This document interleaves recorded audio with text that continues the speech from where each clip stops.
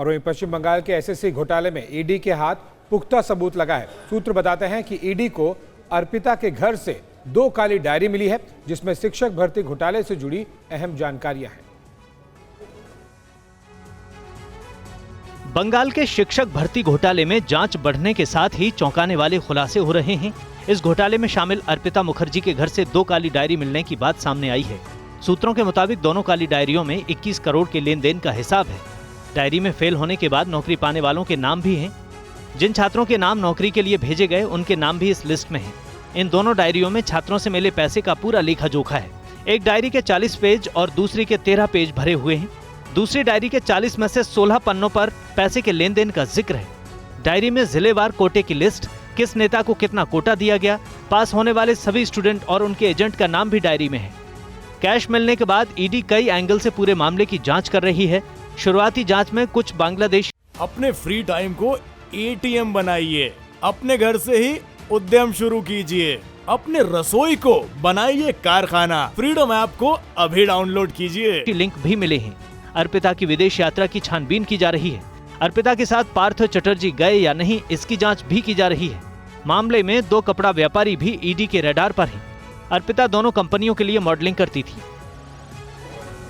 TV9 Bharatvarsh ने अर्पिता के पड़ोसियों से भी बात की है। क्या कहा अर्पिता के पड़ोसियों ने, देखिए ये रिपोर्ट। आप जानते हैं अर्पिता मुखर्जी कौन है? नहीं, वो एक्चुअली उनका तो ज्यादा आना होता नहीं था। वो रात ही को आती थी, आके माँ से मिलती थी, चली जाती थी। तो पार्थ चटर्जी जो वो हैं, मिनिस्टर रहे हैं, इतने ताकतवर मंत्री रहे हैं, उनके इतने करीबियों में से हैं, ये कभी आप लोग को मालूम?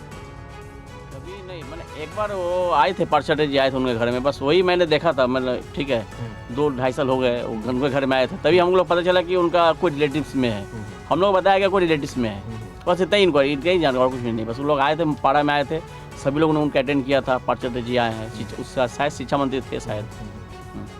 क्या पड़ोसियों से संपर्क रहता था उनका? मतलब आमतौर पर जैसे हालचाल लेना, भैया आप कैसे हैं, क्या? नहीं, ऐसा तो कुछ नहीं। नहीं हाँ दादा, नहीं ऐसा। उनकी माँ का व्यवहार कैसा था? माँ का ठीक है, मोटा माँ ठीक है।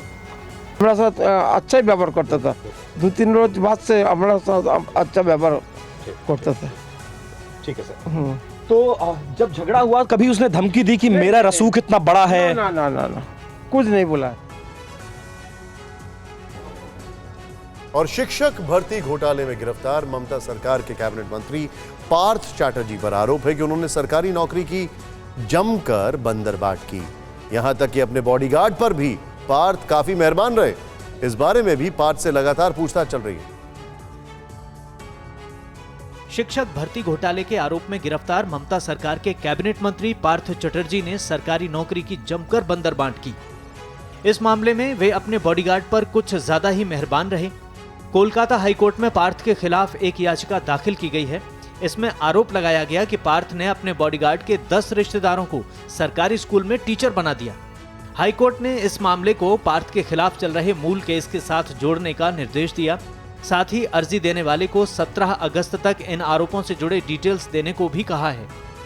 अर्जी में कहा गया कि पश्चिम बंगाल के कैबिनेट मंत्री पार्थ चटर्जी के बॉडीगार्ड विशंबर मंडल के भाई बंशीलाल और देवगोपाल मंडल, पत्नी रीना मंडल, बहनोई अरूप भौमिक, भाभी पूर्णिमा मंडल, दामाद सोमनाथ पंडित, इनके 4 और रिश्तेदारों को सरकारी स्कूल में टीचर बना दिया गया।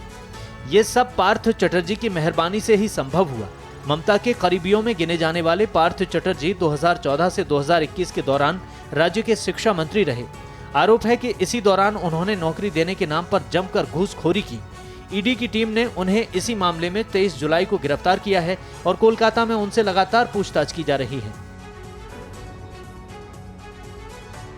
अपने फ्री टाइम को एटीएम बनाइए, अपने घर से ही उद्यम शुरू कीजिए, अपने रसोई को बनाइए कारखाना। फ्रीडम ऐप को अभी डाउनलोड कीजिए।